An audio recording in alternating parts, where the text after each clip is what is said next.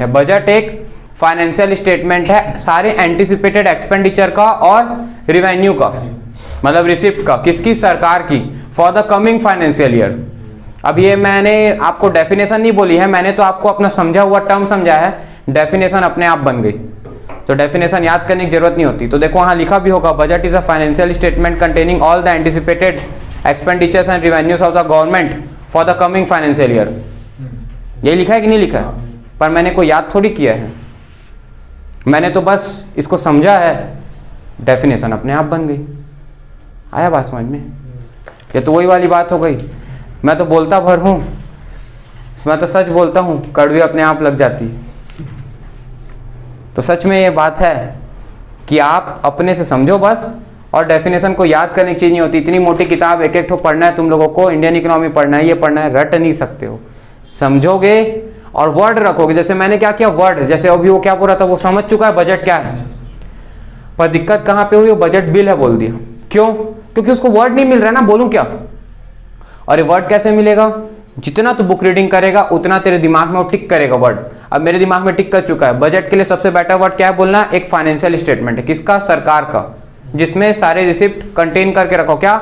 सारे रिसिप्ट, सारे एक्सपेंडिचर। अब ये मैं रटा नहीं हूं, एक होता है रटना, रट लियो फाइनेंशियल स्टेटमेंट, रटा नहीं हूं, समझाऊं क्या फाइनेंशियल स्टेटमेंट क्या है, कैसे?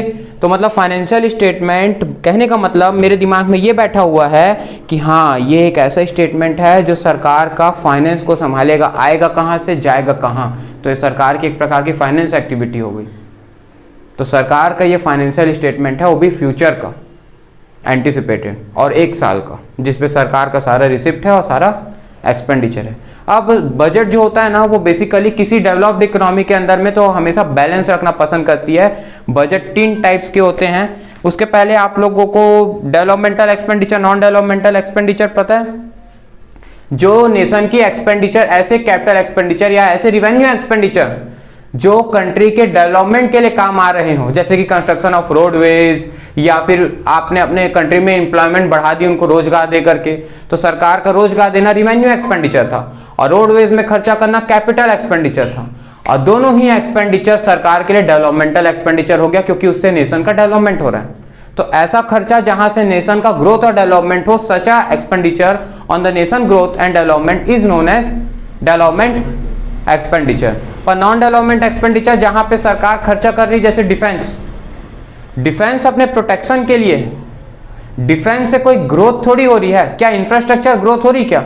कोई कंट्री अगर अपने इनकम का, अपनी जीडीपी का मोस्ट ऑफ द पार्ट, या अपनी इकोनॉमी का जो वो बजट बना के रखी, उसका मोस्ट ऑफ द पार्ट अगर एक्सपेंडिचर करती है ऑन द डिफेंस, तो वो अपने प्रोटेक्शन के लिए कर रही है और प्रिवेंशन के लिए कर रही है। क्या उससे ग्रोथ हुआ? नहीं। तो वहां पे हुआ खर्चा क्या माना जाएगा? Non developmental expenditure. पर नॉन डेवलपमेंटल एक्सपेंडिचर इसका मतलब ये नहीं कि वो जरूरी नहीं है। और डिफेंस में खर्चा नहीं करोगे तो ससुरा तुम्हारे घर अंदर घुस जाएगा, और घर अंदर घुस जाएगा तुमको आके गुलाम बना लेगा, फिर काहे का डेवलपमेंट तुम बोलते रह जाओगे। पर यहाँ पे development in the sense infrastructure development, country कितना ग्रो कर पा रही है उस पर्टिकुलर चीज से, उस पे मेजर किया as a unit of time. ये नहीं बोला कि डेवलपमेंट एक्सपेंडिचर मीन्स काम की चीज, और नॉन डेवलपमेंट टर्म मतलब सरकार का बर्बाद करने वाली जगह, ऐसा नहीं है। बात समझ पा रहे हो? वो development in the nation growth and infrastructure के बेसिस पे बोला है। क्लियर हुआ? इसके बाद है planned expenditure and non planned expenditure. Planned expenditure क्या है? जो सरकार पहले से प्लानिंग करके रखती है कि मैं फ्यूचर में ये खर्चा करने वाली हूं। अब वो प्लान चाहे कैपिटल एक्सपेंडिचर के लिए हो या रिवेन्यू एक्सपेंडिचर के लिए हो, तो वो प्लान्ड एक्सपेंडिचर। पर कभी कभार क्या होता है, सरकार के लिए अचानक वो खर्चा आ जाता है। जैसे कि कोरोना वायरस के लिए सरकार ने 20 लाख करोड़ का रिलीफ पैकेज निकाला, अपनी जीडीपी का 10%। 200 लाख करोड़ की अगर जीडीपी है, मनी का फ्लो है हमारी कंट्री के अंदर में, तो उसका 10% 20 लाख करोड़ रुपए अभी सरकार ने रिलीफ इकोनॉमिक पैकेज निकाला था कोरोना वायरस को ध्यान में रखते हुए। तो ये क्या सरकार ने पहले से सोच के रखा होगा क्या? क्या इस साल की बजट में ये सोचा गया होगा? नहीं सोचा गया होगा, ये अचानक हो गया। तो ये एक्सपेंडिचर क्या हो गया? नॉन प्लान्ड एक्सपेंडिचर हो गया।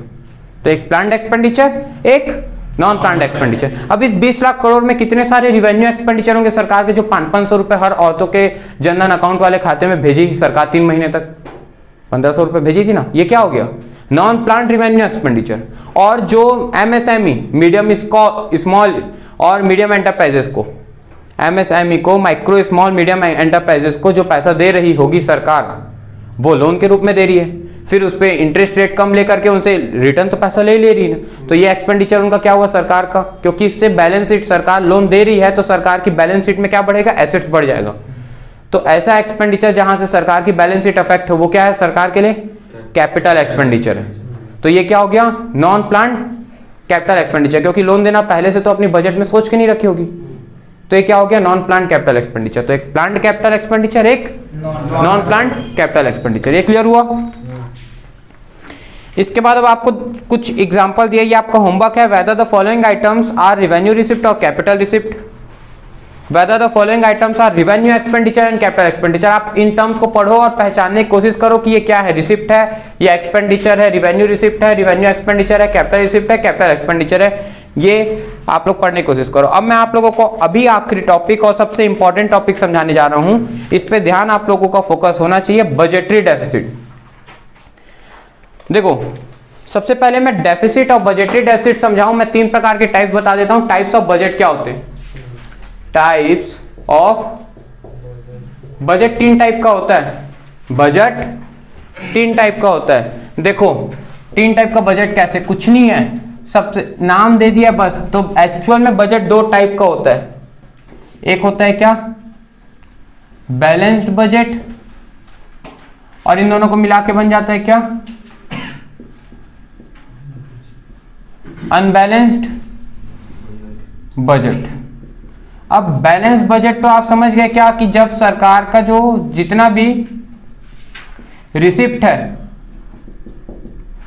उतना किसके बराबर हो जाए, एक्सपेंडिचर रिसिप्ट के बराबर हो जाए, या फिर रिसिप्ट जितनी है उतना ही सरकार का एक्सपेंडिचर होगा। The receipt will be equal to expenditure, that will be known as balance budget. कि भैया जितना आया पैसा उतना चले गया, मेरा बजट जो है वो बैलेंस हो गया ना। मेरी बजट की प्लानिंग फ्यूचर में जितना मेरे को आने वाला था, जितना मेरा रिसिप्ट था, मतलब जितना मेरा आने वाला था रिसिप्ट था, और जितनी मेरी एक्सपेंडिचर थी, जाने वाला था खर्चा, वो बराबर हो गया सरकार की प्लानिंग में। मान लो तो वो बजट को सरकार क्या बोलेगी, बैलेंस बजट बोलेगी। लेकिन अनबैलेंस में क्या होगा, कभी रिसिप्ट ज्यादा होगा, कभी एक्सपेंडिचर ज्यादा होगा, है ना। बैलेंस में दोनों बैलेंस रहेगा, बराबर रहेगा, receipt will be equal to expenditure. और अनबैलेंस में क्या हो जाएगा, 2। अनबैलेंस के अंदर में 2, एक कहला जाएगा सरप्लस बजट और एक कहला जाएगा क्या, डेफिसिट बजट। ये आप लोग नॉट फॉर प्रॉफिट ऑर्गेनाइजेशन में वर्ड यूज करते थे, सरप्लस और डेफिसिट। सरप्लस मतलब पैसा बच गया, रिसिप्ट ज्यादा होगा और एक्सपेंडिचर कम होगा। तो फ्यूचर का, करंट ईयर का नहीं, एंटिसिपेटेड मतलब आने वाले साल का ही तो प्लानिंग हो रहा है ना। तो ये मत समझ लेना कि आज का बात हो रहा है, वो फ्यूचर का बात हो रहा है कि भैया जो क्या बोल रहा था मैं, रिसिप्ट, सरकार की रिसिप्ट। अब रिसिप्ट मतलब टोटल रिसिप्ट ना, रिवेन्यू प्लस कैपिटल बोथ। बात समझ रहे हो, जब रिसिप्ट ज्यादा हो और एक्सपेंडिचर क्या हो, कम हो, तो कैसा हो जाएगा वो बजट, सरप्लस बजट हो जाएगा। और डेफिसिट बजट क्या हो जाएगा, जब रिसिप्ट कम हो और एक्सपेंडिचर ज्यादा हो। और यहाँ पे जितना खर्चा ज्यादा है, समझना बात को। अब मान लो तुम्हारे कंट्री में फ्यूचर में तुमको 1 लाख करोड़ रुपए का सरकार का खर्चा है फॉर एग्जाम्पल, और सरकार को पैसा आता है 80,000 करोड़। 1 लाख करोड़ का खर्चा है और सरकार के पास पैसा आता है 80,000 करोड़ का। ये सरकार मान के रखी है कि भैया मेरे को पैसा आना है, रिसिप्ट है 80 लाख करोड़ की और खर्चा हो रहा है कितना, 1 लाख करोड़। तो 20,000 करोड़ का जो सरकार को, मैं लिख देता हूं यहां 1 लाख रुपए, यहां 80,000, अब करोड़ जोड़ लो, 80,000 करोड़ और 1 लाख करोड़, तो सरकार के पास कितना रुपए कम पड़ रहा है फ्यूचर में, 20,000 करोड़। 80,000 और 1 लाख करोड़, तो कितना डिफरेंस पड़ा, 20,000 करोड़। ये सरकार क्या करेगी, बोरो करेगी। कहां से बोरो करेगी, international monetary fund, world bank, कहीं ना कहीं से क्या करेगी, बोरो करेगी। और इसी बजट को बोरो करने, मतलब इसी खर्चों को अपना मैनेज करने के लिए उधार लेगी, और उधार लेगी सरकार तो उस पर इंटरेस्ट पेमेंट करेगी। तो यहीं से सरकार को क्या बन रहा है, सरकार को डेफिसिट बजट बन रहा है, या इसी को हम लोग क्या बोलते हैं, बजटरी डेफिसिट। क्या बोलते हैं, जो अभी हमारा टॉपिक था, बजटरी डेफिसिट। और इसको जो सरकार ने जो बोरो किया ना, इसको बोलते हैं क्या, डेफिसिट फाइनेंसिंग। क्या बोलते हैं, डेफिसिट के लिए हम लोग कहाँ से फाइनेंस की व्यवस्था कर रहे हैं, मतलब हमारा जो पैसा डेफिसिट में गया उसके लिए हम कहाँ से फाइनेंस कर रहे हैं, इसी को हम लोग बोलते हैं क्या, डेफिसिट फाइनेंसिंग। ये क्लियर हुआ। अब आप लोगों का टाइप्स है, टाइप्स ऑफ बजटरी डेफिसिट। तो 3 टाइप है, रिवेन्यू डेफिसिट, फिस्कल डेफिसिट और प्राइमरी डेफिसिट। देखो ये तो टोटल रिसिप्ट और टोटल एक्सपेंडिचर था, मैं यहाँ पे नाम लिख देता हूँ, इधर देखो बे, इधर देखो, उधर उधर मत देखो, इधर देखो, ये टोटल रिसिप्ट था और ये टोटल एक्सपेंडिचर था। अब बजटरी डेफिसिट 3 टाइप के होते हैं, ठीक, कैमरा इधर करना, कर दिया।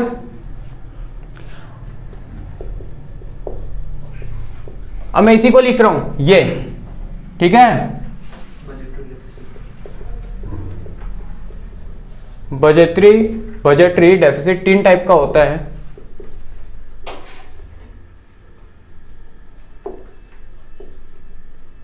रिवेन्यू डेफिसिट,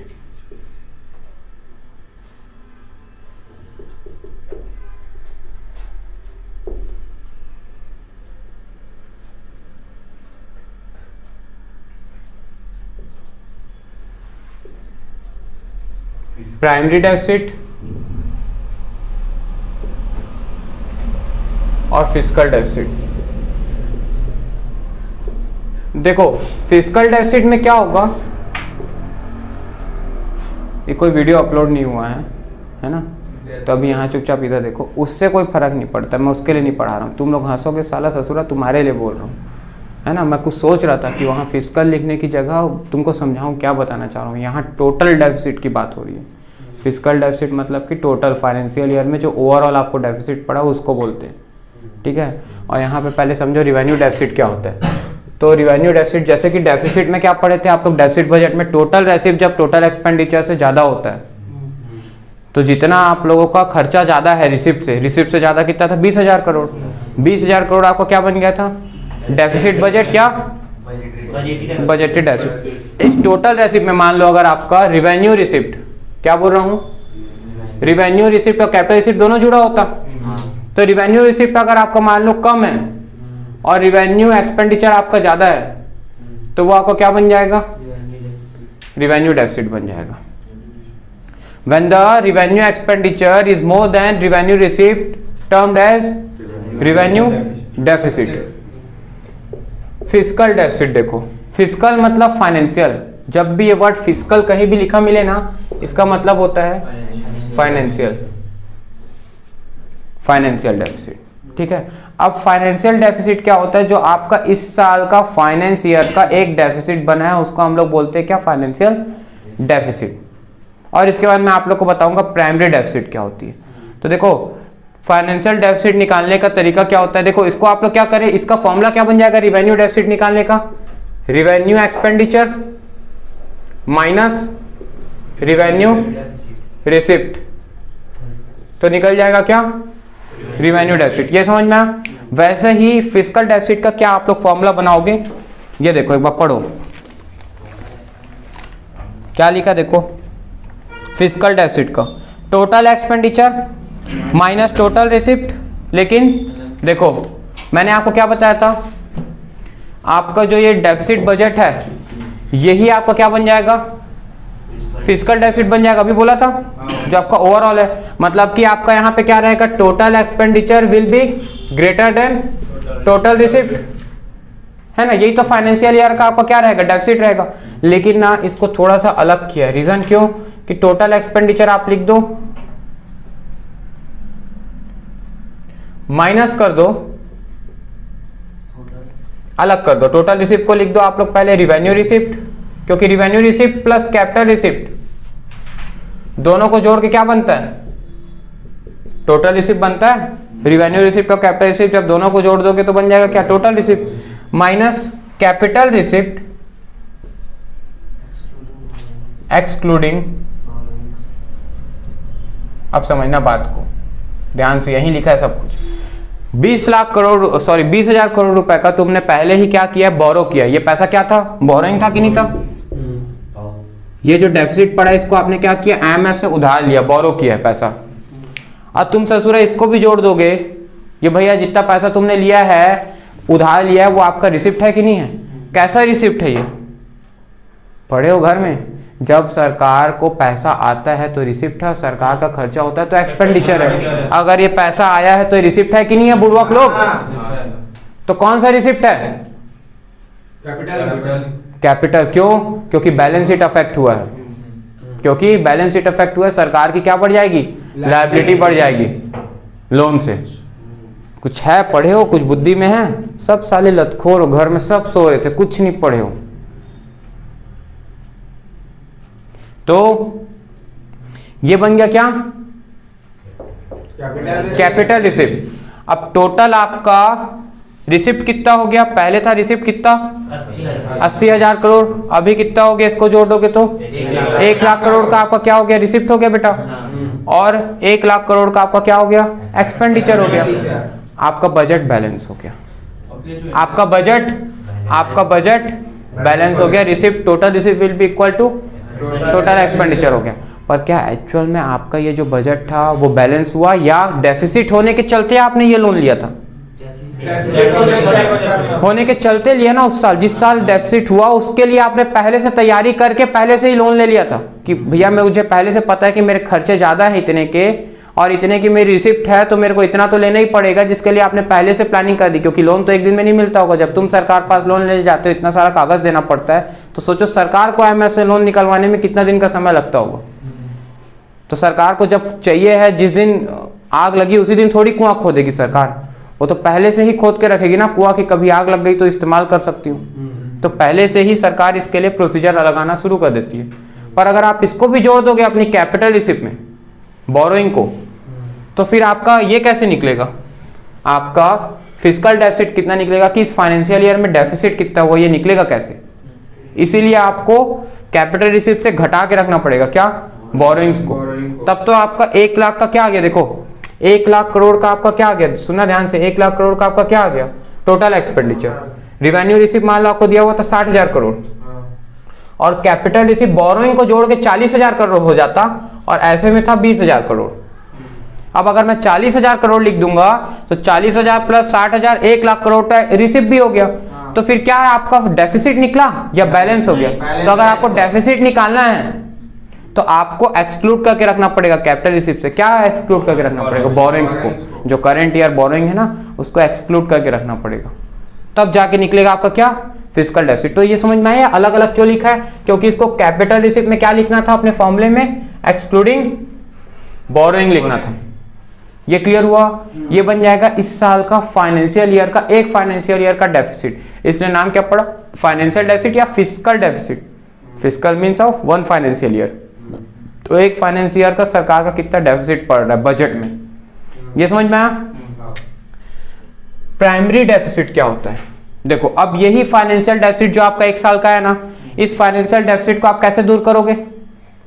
इस फिस्कल डेफिसिट को आप दूर कैसे करोगे? बोरोइंग्स करके। इस फाइनेंशियल डेफिसिट के गैप को, जो आपका भाई डेफिसिट है, वो तो आपको पेमेंट तो करना पड़ेगा आपके खर्चों का, तो इस खर्चे की पूर्ति कहां से करोगे? बोरोइंग से। मतलब fiscal deficit is equal to borrowing of the current year. ये मैं बोल सकता हूं कि नहीं बोल सकता हूं? अब फिस्कल डेफिसिट अगर मेरी बोरोइंग है, तो इसमें बताओ मेरी प्राइमरी डेफिसिट क्या बनेगी? मतलब मेरे को प्राइमरी कितना पेमेंट देना पड़ेगा? तो प्राइमरी डेफिसिट का फॉर्मूला है, मैं समझा देता हूं, फॉर्मूला लिख देता हूं ताकि आप लोग को और क्लियर हो।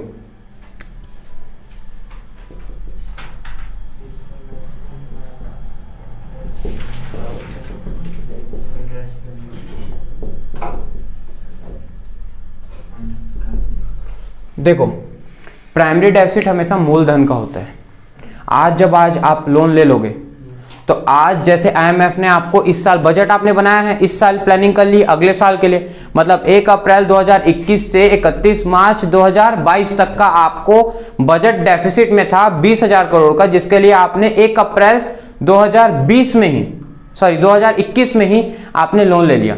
21-22 का बना रहे थे तो साल के शुरुआत में ही आपने IMF से लोन ले लिया, तो साल के एंड में भी 20,000 करोड़ जो आपने लिया था वो उतना ही रहेगा, या उस पर ब्याज जोड़ के जो IMF है वो 22,000 करोड़ बना देगी उसको, ब्याज जोड़ के उसको 22,000 करोड़ बना देगी। इसका मतलब जो आपका डेफिसिट आ रहा होगा फिस्कल ईयर का, उस फिस्कल ईयर का जो डेफिसिट आ रहा होगा, फिस्कल डेफिसिट, उस फिस्कल डेफिसिट में आपका ना सिर्फ बोरोइंग बल्कि बोरोइंग्स विथ इंटरेस्ट भी जुड़ा होगा, मतलब ब्याज भी आपका इसमें जुड़ा होगा कहीं ना कहीं। तो आपका जो फिस्कल डेफिसिट है उसमें आपका जो पिछले साल का जो लोन होगा उस पे जो ब्याज जुड़ा होगा इस साल में, वो ब्याज को आपको क्या करना पड़ेगा, घटाना पड़ेगा। तब तो आपको पता चलेगा ना एक्चुअल मूलधन कितना मैं उधार लग रहा हूं, या मूलधन मेरा कितना बोरिंग में जा रहा है। मतलब एक्चुअल में मेरा जो एक्सपेंडिचर बना है, समझना, जो मेरा 20,000 करोड़ रुपए का एक्सपेंडिचर बना है, मेरी बात को फिर से सुनना, सब एग्जांपल भूल जाओ। ये जो 20,000 करोड़ रुपए का एक्सपेंडिचर है जिसके लिए मैं इस साल उधार ले रहा हूं, वैसे ही ऐसा भी तो हो सकता है कि पिछले साल भी मेरा बैलेंस जो है वो डेफिसिट में गया हो और पिछले साल भी मैं लोन लेके रखा हूंगा, पिछले साल भी कुछ 2-5 करोड़ का लोन लेके रखा हूंगा, 2-5 लाख करोड़ का मैंने या 1000 करोड़ का मैंने लोन लेके रखा होगा, उस पे भी तो मेरा कुछ ब्याज बन रहा होगा। वो ब्याज मेरे लिए क्या होगा, एक्सपेंडिचर होगा कि नहीं होगा। वो एक्सपेंडिचर कहीं ना कहीं मेरा इस साल की टोटल एक्सपेंडिचर में जुड़ा होगा कि नहीं जुड़ा होगा, मतलब टोटल एक्सपेंडिचर में यहाँ पे ब्याज जुड़ा होगा, है ना। और वो ब्याज मेरा क्या बन गया होगा इस साल का, मतलब 20,000 करोड़ में मैं ऐसा बोल देता हूं कि 2,000 करोड़ ऐसा था जो मेरा इंटरेस्ट का पेमेंट था पिछले साल का लोन के ऊपर ब्याज। क्या ब्याज मेरा असलियत में मेरे कंट्री का डेफिसिट था, या वो तो बोरिंग के चलते डेफिसिट बन गया, बोरिंग के चलते डेफिसिट बन गया। तो क्या मेरा ब्याज असली खर्चा था, या ब्याज मेरा असली खर्चा नहीं था। ब्याज मेरा असली खर्चा नहीं था, क्योंकि वो मेरा असली खर्चा नहीं था इसलिए मैं अपनी जब प्राइमरी मतलब मेन डेफिसिट, जो मेरी एक्चुअल डेफिसिट आई है, मतलब मैं अपनी कंट्री की एक्चुअल मेरी कंट्री कितना खर्चा ज्यादा करी है सरकार, वो निकालने के लिए क्या करती है सरकार, अपने फिस्कल डेफिसिट से कितना इंटरेस्ट का पेमेंट करी है उसको माइनस कर देती है, तो उसका मूलधन का एक्चुअल कितना फिस्कल डेफिसिट पड़ा ये निकल जाता है सरकार का। क्लियर हुआ। 3 था ये टॉपिक, तीनों टाइप्स आप लोग को बता दिया, यहाँ आप लोग को ये समझा दिया। क्लियर हुआ। ये था वीडियो नंबर 2। Thank you.